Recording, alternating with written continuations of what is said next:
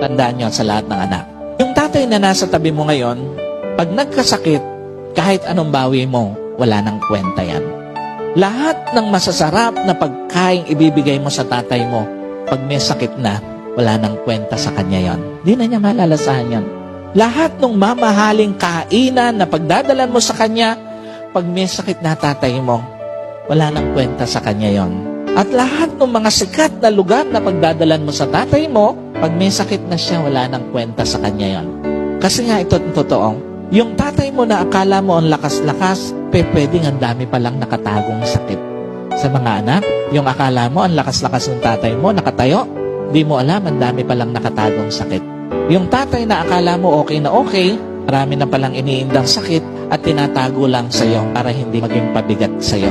Tandaan niyo po, anumang pagkakataon na ninakaw ng sakit para mapakain mo ng masarap ang tatay mo, hindi na maibabalik yon.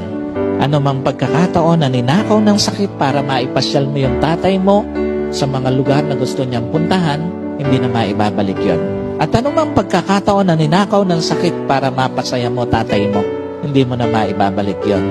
Ganong kalupit ang sakit kung magnakaw ng pagkakataon sa isang anak para mapahalagahan ng tama yung kanilang magulang.